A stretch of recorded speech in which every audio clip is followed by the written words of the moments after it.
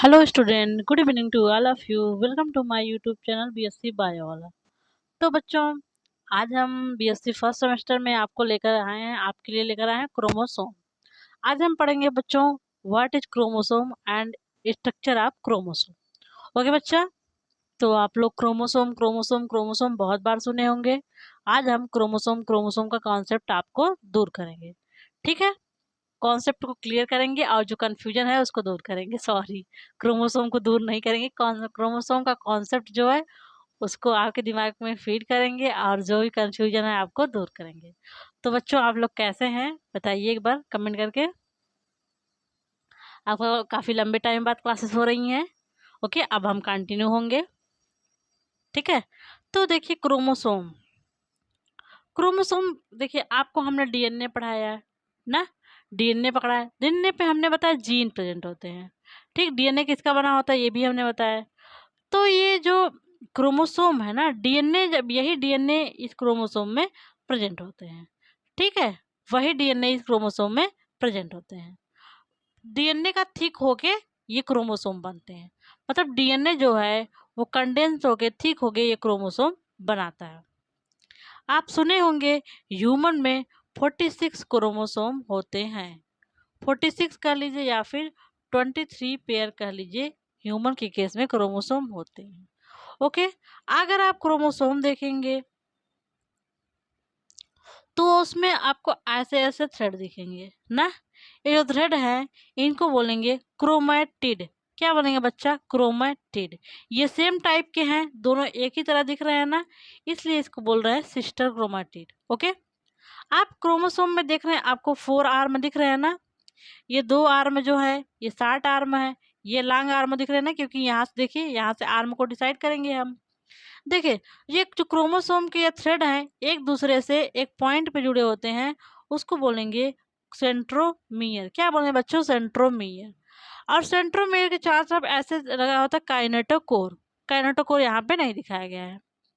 फिर आप क्रोमोसोम का जो अपेक्स होगा, ये देखिए अपेक्स येलो येलो है ना, ये है telomere. Terminal part of chromosome is called as telomere. ठीक, क्रोमोसोम का जो ये छोटा वाला है भाग, इसको बोलेंगे शॉर्ट आर्म। जो ये बड़ा वाला भाग है इसे बोलेंगे लॉन्ग आर्म। तो इतना आप क्रोमोसोम के बारे में एक ओवरव्यू जान लीजिए। आइए अब हम लोग डिटेल में पढ़ते हैं। ठीक, फर्स्ट हमने टॉक वो दिया है, हेडिंग दिया है व्हाट इज क्रोमोसोम। क्रोमोसोम क्या है, पहले इसमें हम लोग देखेंगे हिस्ट्री। ओके, हिस्ट्री क्रोमोसोम को कैसे, किसने क्या क्या किया, क्या क्या कैसे खोजा। ओके बच्चा, तो chromosome was first observe by Karl Naegeli. Karl Naegeli नामक साइंटिस्ट ने सर्वप्रथम क्रोमोसोम को 1842 में देखा। उन्होंने देखा तो ये कैसा उनको दिख रहा था? As rod like structure in the nucleus of plant. उन्होंने प्लांट के न्यूक्लियस में, जो प्लांट सेल है उसके न्यूक्लियस में उनको रॉड लाइक ऐसे स्ट्रक्चर दिखा। ठीक है, जो ये कार्ल नाइगेली थे, इनको प्लांट के न्यूक्लियस के अंदर रॉड लाइक स्ट्रक्चर दिखा। इन्होंने सबसे पहले ये देखा ही था। ओके, लेकिन नामकरण वगैरह कुछ नहीं किया। फिर स्ट्रासबर्गर नामक साइंटिस्ट 1875 में आए। उन्होंने थ्रेड लाइक स्ट्रक्चर विच उनको भी एक थ्रेड लाइक स्ट्रक्चर दिखा, धागे जैसा संरचना दिखा, जो सेल डिवीजन के दौरान उनको दिखाई दी। ठीक, फिर डब्ल्यू फ्लेमिन आए। उन्होंने क्रोमैटिन थ्रेड का न्यूक्लियस में डिस्कवरी किया। ओके, क्रोमैटिन थ्रेड को उन्होंने, जो थ्रेड हमने दिखाया है ना, ऐसे दिखाया था थ्रेड, तो क्रोमैटिन थ्रेड का उन्होंने डिस्कवरी किया। टर्म क्रोमोसोम किसने दिया? जो टर्म ये क्रोमोसोम किसने दिया? वाल्डेयर नामक साइंटिस्ट ने 1888 में। तो वाल्डेयर नामक साइंटिस्ट ने टर्म क्रोमोसोम दिया। ठीक, तो इतना ओवरऑल हमने हिस्ट्री देख लिया कि किसने किसने हिस्ट्री में, क्रोमोसोम की हिस्ट्री में अपना रोल दिया। टर्म डब्ल्यू वाल्डेयर ने दिया, ये इंपॉर्टेंट है, याद रखिए। अब देखते हैं number of chromosome. Number of chromosome species to species vary कर सकता है ना, स्पीसीज टू स्पीसीज वेरी करेगा। ठीक, तो ईच स्पीसीज, प्रत्येक स्पीसीज में कांस्टेंट नंबर ऑफ क्रोमोसोम होगा। मतलब एक स्पीसीज के मेंबर में, जैसे ह्यूमन की स्पीसीज है उसमें कांस्टेंट होगा, सेम नंबर होगा 46, चाहे वो यूपी का हो, चाहे इंडिया का हो, या फिर कह लीजिए वो अमेरिका का हो, या नेपाल का हो, या पाकिस्तान का ही हो। तो सब के जो सब ह्यूमन जाति है, जो होमन सेपियंस है, उनके पास 46 क्रोमोसोम होगा। ठीक। अगर यही ड्रोसोफिला है, उसके पास 8 क्रोमोसोम होंगे। तो ड्रोसोफिला चाहे जहाँ का हो, उसके पास 8 ही क्रोमोसोम होगा ना। अगर ये मधुमक्खी है, वहाँ पे 32 क्रोमोसोम होगा, वो चाहे जहाँ के है वहाँ 32। अगर बंदर है तो उसके पास, मंकी, उसके पास 48 क्रोमोसोम है। तो चाहे वो मंकी जापान का हो, चाहे म्यांमार का हो, चाहे अफगानिस्तान का हो, सबके पास 48 क्रोमोसोम होंगे, ये फिक्स है। ठीक। तो देखिए बच्चा, each species contain constant number of chromosome. प्रत्येक स्पीसीज के पास कांस्टेंट मतलब फिक्स नंबर ऑफ क्रोमोसोम होता है। Mostly animal contain diploid number of chromosome. जो मोस्टली एनिमल होते हैं उनके पास डिप्लॉयड नंबर ऑफ क्रोमोसोम होते हैं। डिप्लॉयड का मतलब एक सेट की 2 कॉपी होगी, मतलब क्रोमोसोम नंबर 1 की 2 कॉपी होगी। ठीक, एक मदर से आएगी, एक फादर से आएगी, इसलिए हम लोग बोलते हैं 23 पेयर ऑफ क्रोमोसोम। ये 23 पेयर क्रोमोसोम 23 टाइप के होंगे, क्योंकि एक का 2 पेयर होगा। क्रोमोसोम नंबर 1 का 2 पेयर होगा, एक पेयर होगा, एक का 1 पेयर होगा, 2 का भी 1 पेयर होगा, इसीलिए 23 का मिला के पूरा 23 पेयर हो जाएंगे। ठीक हो गया ना। तो देखिए, least number of chromosome found in ascaris megalocephalus. जो एस्केरिस मेगालोसिफेलस है 2n बराबर 2, इनके पास 2n बराबर मतलब 1 क्रोमोसोम पाया जाता है। ठीक, इनके पास कितने क्रोमोसोम पाए जाते हैं? 2 क्रोमोसोम पाए जाते हैं। 2n बराबर तो 1 पेयर क्रोमोसोम पाया जाता है, या फिर यूं कर लीजिए आप, यहाँ पे 2 क्रोमोसोम पाए जाते हैं। तो सबसे कम क्रोमोसोम इसी एस्केरिस मेगालोसिफेलस में पाया जाता है। ओके बच्चा। हाईएस्ट नंबर ऑफ क्रोमोसोम, एक आलोकंथा नामक प्रोटोजोवन है ना, उसके पास 1600 क्रोमोसोम पाया जाता है। ये एनिमल के केस की बात हो रही है। प्लांट में आप देखेंगे 1262 हाईएस्ट सॉरी, ये एनिमल का केस है, लेकिन प्लांट में, अगर प्लांट का केस, स्पेशल केस पूछा जाए, तो आपियोग्लासम है, उसमें 1262 नाम क्रोमोसोम होता है। ठीक है। तो आलोकंथा नामक ये जो है प्रोटोजोवन, इसके पास हाईएस्ट नंबर ऑफ क्रोमोसोम 1600 है। जो ड्रोफोसिला है, अभी मैंने बताया, इसके पास 8 क्रोमोसोम होते हैं, 2n बराबर, और n बराबर इसके पास 4 हो गया। ठीक बच्चा। अब मॉस्किटो है, इसके पास 6 क्रोमोसोम पाए जाते हैं। कितने? 6 क्रोमोसोम। स्वीट पी है, यहाँ पे 14 क्रोमोसोम पाए जाते हैं, जिस पे मेंडल ने वर्क किया था। ह्यूमन है, इसके पास 46 क्रोमोसोम है, 23 पेयर क्रोमोसोम है। गोरिल्ला है, यहाँ पे 48 क्रोमोसोम है। तो इतना समझ में आ गया। नंबर देख लिया हम लोगों ने, हिस्ट्री देख लिया। अब देखते हैं हम लोग हनी बी में। देखिए, है जो हनी बी है, यहाँ पे 32 क्रोमोसोम फीमेल और वर्कर में पाया जाएगा, और मेल में 16 क्रोमोसोम पाया जाता है।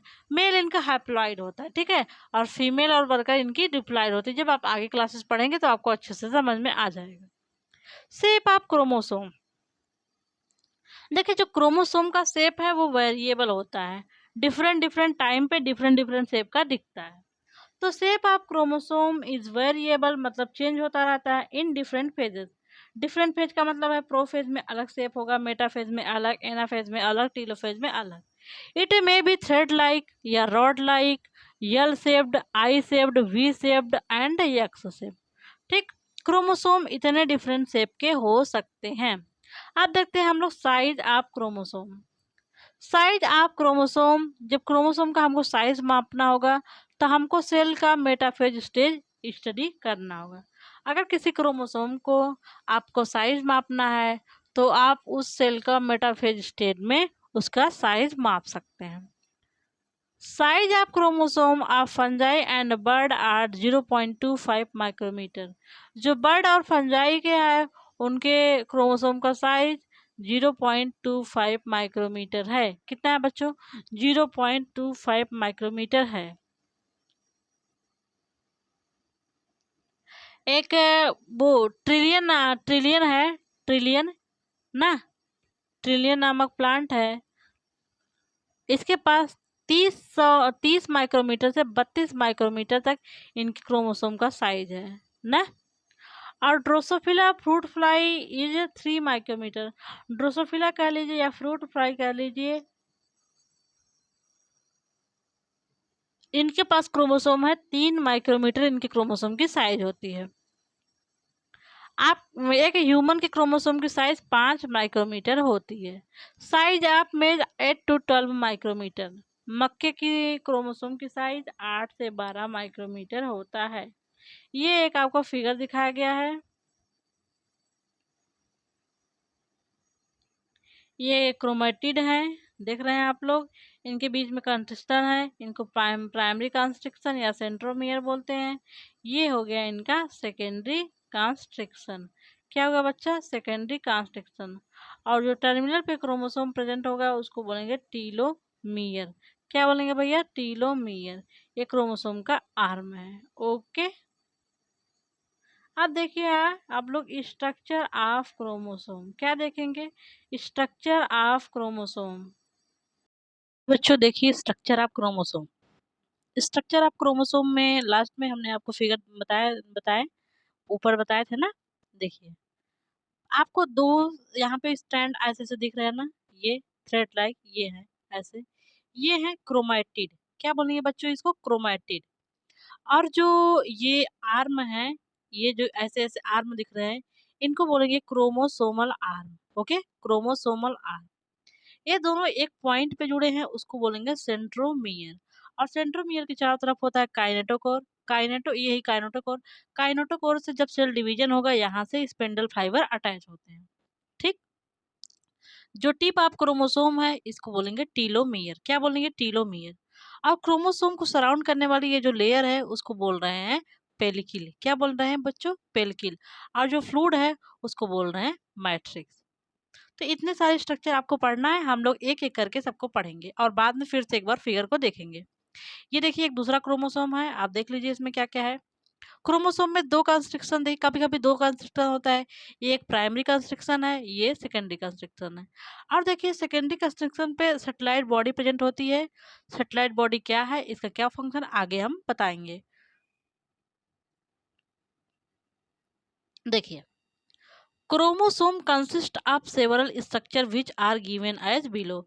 जो क्रोमोसोम होता है उसमें डिफरेंट स्ट्रक्चर पाए जाते हैं, जो कि नीचे दिए गए हैं, ये हम लोग पढ़ेंगे। पहला है क्रोमैटिड। आप देख रहे थे ये जो ऐसे था, यही था क्रोमैटिड। ये जो क्रोमोसोम का ये है थ्रेड है, ये है क्रोमैटिड। एट माइटोटिक फेज, देखिए जो डिवीजन होता है सेल डिवीजन, एक मियोसिस होता है, एक माइटोसिस होता है ना।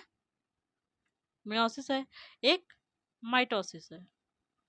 तो माइटोसिस वाला जो फेज है उसमें at mitotic phase highly condensed chromatin thread. जो देखिए जब ऐसे तो ऐसे क्रोमैटिन थ्रेड रहता है, ये कंडेंस्ड हो गया क्रोमोसोम बनाता है ना, ये ऐसे ही हाईली कंडेंस्ड होता है chromatin thread is called chromatid. Chromatin thread देखिए जब ऐसे क्रोमैटिन थ्रेड है, ये कंडेंस हो गया क्रोमैटिड बनाएगा। ओके, कंडेंस्ड हो गया। Okay, and four arm while anaphase is consist of single chromatid and two arm. जो मेटाफेज का क्रोमोसोम होगा आप देखेंगे उसमें 4 क्रोमैटिड प्रेजेंट होगा, सॉरी 2 क्रोमैटिड प्रेजेंट होगा ना, और 4 आर्म है। एक आर्म ये, दूसरा आर्म ये, तीसरा आर्म ये, चौथा आर्म ये। और जो एनाफेज का क्रोमोसोम होगा उसमें एक ही क्रोमैटिड होगा और 2 आर्म हो, एक आर्म ए, दूसरा आर्म ए। यहाँ पे यहाँ से सेकेंडरी का, यहाँ से प्राइमरी कंस्ट्रक्शन है, एक आर्म ये, दूसरा आर्म ए। तो मेटाफेज का जो क्रोमोसोम है वहां पे 2 आर्म होगा ना, ऐसे रहेगा। और जो एनाफेज का क्रोमोसोम है उसमें एक ही आर्म होगा। ओके बच्चा, समझ में आ गया? In metaphase chromosome both chromatid are attached with each other by centromere. Centromere आपको हमने दिखाया था, ये देखिए यही था सेंट्रोमियर।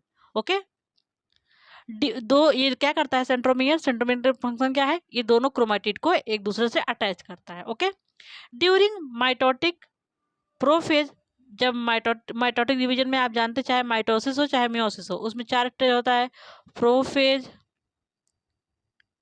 मेटाफेज, एनाफेज और टीलोफेज। अब क्रोमोसोम पढ़ने के बाद एक और टॉपिक है, इसके बाद आपको सेल डिवीजन पढ़ाया जाएगा, ठीक है। तो क्या कह रहा है, ड्यूरिंग माइटोटिक प्रोफेज, जब माइटोसिस का प्रोफेज होता है, द क्रोमोसोमल मटेरियल, जो क्रोमोसोम मटेरियल होता है, becomes visible as very thin filament called chromonemata. जब प्रोफेज होता है ना, तब क्रोमोसोम बहुत ही थिन फिलामेंट के रूप में हो जाता है, उसको बोलेंगे क्रोमोनिमेटा। ओके, क्या बोलेंगे, chromonemata. It means chromonemata and chromosome are two names of different stage. जैसे क्रोमोनिमेटा प्रोफेज के समय है और क्रोमेटिड क्या है, वो मेटाफेज के समय, एनाफेज के समय है। तो एक ही नाम हुआ, क्रोमोसोम का जो थ्रेड है उसी को बोल रहे हैं ना, क्रोमोनिमेटा और chromatid. Okay, chromatid contain gene which transfer the hereditary character from one generation to next generation। ये जो क्रोमोसोम है, ये क्रोमेटिड जो इसमें है, इसमें जीन प्रेजेंट होते हैं ना। जीन क्या होता है, ये एक करेक्टर को बियर करते हैं, ठीक है। जीन क्या करते हैं, एक जो करेक्टर होता है वो एक जनरेशन से दूसरे जनरेशन में पास करने का काम करते हैं, ठीक। The gene bearing structure of chromatin is called chromomere. ये देखिए, जैसे ये मान लीजिए क्रोमेटिड है, ये जीन बियर किया है, इसी को बोलेंगे chromomere. Gene bearing chromatid called chromomere. क्या है, क्रोमोमियर, ठीक। समझ में इतना आ गया। ये क्या है, देखिए ये है क्रोमेटिड, ये क्रोमेटिड दिख रहा है ना। अगर यही प्रोफेज में क्रोमेटिड जो है ये थिन हो जाएगा, इसी को बोलेंगे क्रोमैटिन। क्या, क्रोमैटिन। और क्रोमोसोम ये जो हैं, ये एक एक दूसरे से सेंट्रोमियर द्वारा जुड़े होते हैं, ये है इनका सेंट्रोमियर। अब देखिए नेक्स्ट क्या है, नेक्स्ट है सेंट्रोमियर और काइनेटोकोर। सेंट्रोमियर आपको दिखाए थे, ये यहाँ से सेंट्रोमियर था और इसके चारों तरफ काइनेटोकोर है। काइनेटोर क्या करता है, यहीं से स्पिंडल फाइबर सेल डिवीजन के समय अटैच होते हैं। ओके, तो देखिए centromere and kinetochore. Primary constriction of chromosome is called centromere, ये है प्राइमरी कंस्ट्रक्शन। अगर यहाँ पे कोई और कंस्ट्रक्शन होता है उसको बोलेंगे सेकेंडरी कंस्ट्रक्शन। तो प्राइमरी कंस्ट्रक्शन जो क्रोमोसोम का प्राइमरी कंस्ट्रक्शन है उसको क्या बोलेंगे बच्चों, क्या बोलेंगे, सेंट्रोमियर। क्या बोलेंगे, centromere. The centromere is Pioneer segment of chromosome. ये सेंट्रोमियर क्रोमोसोम का पॉइनियर सेगमेंट है। पॉइनियर का मतलब पास वाला, ओके, समीप वाला। The centromere is place from where spindle fiber are attached during cell division। Centromere वही प्लेस है जहां से chromosome sorry spindle fibre cell division के समय अटैच होते हैं। Okay, centromere contain highly repetitive DNA and contain heterochromatin. मैंने आपको यूक्रोमैटिन और हेटेरोक्रोमैटिन बताया था। जो हेटेरोक्रोमैटिन होता है वो फंक्शनल जीन का फंक्शनल पार्ट नहीं होता है, तो जो ये सेंट्रोमियर वाला पार्ट है यहाँ पे हेटेरोक्रोमैटिन प्रेजेंट होता है। Okay, in the centromere disc shaped structure present called kinetochore. जो सेंट्रोमियर होता है उसके चारों तरफ डिस्क शेप्ड काइनेटोकोर प्रेजेंट होता है। इट कंटेन, काइनेटोकोर क्या करता है, it contain specific DNA with specific protein. Kinetochore के पास स्पेसिफिक डीएनए होता है स्पेसिफिक प्रोटीन बनाने के लिए। ओके, एक हमने देखेंगे, आप ये हमेशा ये स्ट्रक्चर आप लोगों ने हमेशा ही देखा होगा, ठीक। ये स्ट्रक्चर देखिए, ये देखिए यहाँ पे देखिए ये सब है, ये देखिए ये क्रोमोसोम एक है। क्रोमोसोम में देखिए ये है क्रोमोनिमेटा, जो थ्रेड लाइक स्ट्रक्चर है ये प्रोफेज का है ना, तभी क्रोमोनिमेटा बोल रहे हैं। ये है क्रोमोनिमेटा। और क्रोमोनिमेटा पे देखेंगे ये जगह जगह क्या है, क्रोमोमियर।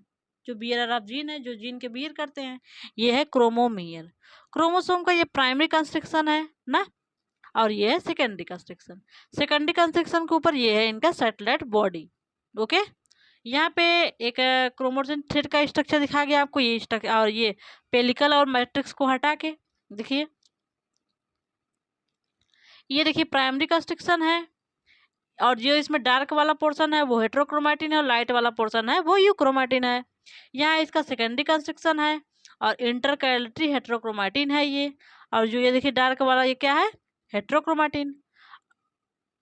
और जो ये हेट्रोक्रोमेटिन डार्क वाला है, लाइट वाला यूक्रोमेटिन। ओके, यहाँ सेकेंडरी कंस्ट्रक्शन है। आइए देखते हैं हम लोग टीलोमियर। टीलोमियर तो आपने देखा ही होगा। टेलोमेयर कहाँ है, ये जो क्रोमोसोम का टर्मिनल पार्ट है उसको बोलेंगे टीलोमियर। क्या बोलेंगे, telomere. The terminal end of chromosome is called telomere. Chromosome का टर्मिनल एंड हो क्या होता है, telomere. It is present at the one and ना, ये क्या है, एट इन वन एंड पे या एंड पे प्रेजेंट है ना, ये एंड पे प्रेजेंट होगा। Telomere prevent prevent fusion of one chromosome with other chromosome and maintain polarity. Telomere क्या करता है, एक क्रोमोसोम को दूसरे क्रोमोसोम से फ्यूज होने से बचाता है। मान लीजिए एक क्रोमोसोम है, दूसरा क्रोमोसोम आके इससे फ्यूज ना होने पाए, इसलिए इनके पास टीलोमियर इनको प्रोटेक्ट करता है। ठीक, और सेल की ये क्रोमोसोम की ये पोलैरिटी मेंटेन कराया जाता है। मेंटेन की स्पेलिंग गलत है। अब देखिए सेकेंडरी कंस्ट्रक्शन। प्राइमरी कंस्ट्रक्शन ये था, मान लीजिए प्राइमरी कंस्ट्रक्शन में अलावा सिवाय एक और कंस्ट्रक्शन था, उसको बोलते थे secondary construction. Beside primary construction chromosome also contain another construction which is called secondary construction. अब सेकेंडरी कंस्ट्रक्शन देखिए क्या करता है। Secondary construction is either one or more. Secondary construction एक भी हो सकता है, एक से अधिक भी हो सकता है। अभी लास्ट में मैंने एक से अधिक दिखाया था। Secondary construction play important role in identification of chromosome. Chromosome का अगर आइडेंटिफिकेशन करना है कि जैसे मान लीजिए मनुष्य में 46 पेयर क्रोमोसोम है, ह्यूमन में, तो पहला क्रोमोसोम कौन सा है, दूसरा क्रोमोसोम कौन सा है, तीसरा कौन सा है, ये टीलोमेयर के द्वारा ही आइडेंटिफाई किया जाता है। ये क्रोमोसोम पहला है, ये क्रोमोसोम दूसरा है, ये क्रोमोसोम तीसरा है। ओके, तो क्रोमोसोम क्या करता है, रिकॉग्निशन में सहायता करता है। अब देखते हैं nuclear organiser part of DNA. देखिए ये डीएनए का ऐसा पार्ट है जो न्यूक्लियोलस को बनाता है। ठीक, क्या करता है, न्यूक्लियोलस को बनाता है। Sometime secondary constriction contain nuclear organiser part of DNA. जो इनका सेकेंडरी कंस्ट्रक्शन है, कभी कभी वहीं पे न्यूक्लियर ऑर्गेनाइजेशन वाला पार्ट होता है जो न्यूक्लियोलस को बनाता है। Which is responsible for formation of nucleolus. ये क्या करता है, विच इज कंसिस्ट ऑफ, ये किसमें कौन कौन से आरएनए होते हैं, 28 S RNA, 18 S RNA, 5.8 S RNA and 5 S RNA. आप जानते हैं जो यूकैरियोटिक राइबोसोम है उसके ये सब यूनिट है। Nuclear organisation part of DNA also form ribosomal RNA. आप जानते हैं जो न्यूक्लियोलस होता है वहाँ आरएनए बनता है, तो न्यूक्लियर ऑर्गेनाइजेशन पार्ट क्या करता है, आरएनए को बनाता है। यहाँ पे आपको न्यूक्लियर ऑर्गेनाइजेशन वाला पार्ट दिखा रहे हैं, यहाँ वाला। ये एक टीलोफेजिक क्रोमोसोम है, टीलोफेज वाला क्रोमोसोम, एनाफेज वाला क्रोमोसोम है। यहाँ देख लीजिए, देखिए यहाँ सेकेंडरी कंस्ट्रक्शन है और यहाँ भी सेकेंडरी कंस्ट्रक्शन है। तो बताएगा कभी कभी ये प्राइमरी है। सेकेंडरी कंस्ट्रक्शन के पास देखते हैं न्यूक्लियोलर ऑर्गेनाइजर रीजन होता है, NOR। ये न्यूक्लियोलर ऑर्गेनाइजर रीजन क्या करता है, न्यूक्लियोलस की सिंथेसिस करता है ना किया, और ये इसकी हो गई सैटेलाइट बॉडी। ठीक, तो nucleolar organisation part of DNA क्या करता है, न्यूक्लियोलस की सिंथेसिस, और ये क्या करता है, आरएनए जो होता है उसका भी फॉर्मेशन करता है। ठीक बच्चा, समझ में इतना आ गया, कोई समस्या तो नहीं है।